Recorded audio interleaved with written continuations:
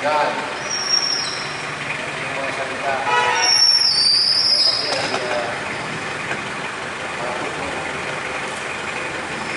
magpasarap, magnilay, maghati, at magsabuhay na iba.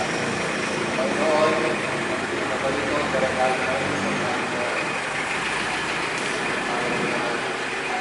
buhay, sa mga kapatid ng Panginoon.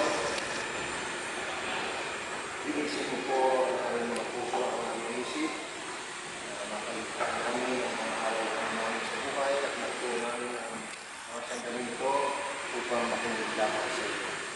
Panginoon, tinatas namin sa iyo ang iyong buhot. Naway magkalawang Diyos na nagtuman, magpapaloob, nagawin ang aking na ngayon, nakakalawan. Ganun po, Panginoon, tinatas ko sa iyo ang lahat na narito, magpapaloob. Buksan mo po ang nag-isip, ang nag-isip. Ikaw ay higit na makilala nila. Higit na ipigil. Sa aming mga sarili, Panginoon, wala kami magagawa. Subalit sa tulong mo ay wala kami ginagawa.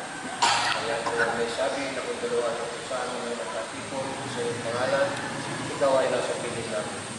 Kung titiwala ka ng Panginoon, na kami ay iyong sasamahan ngayon. Magkakapag ng Maria,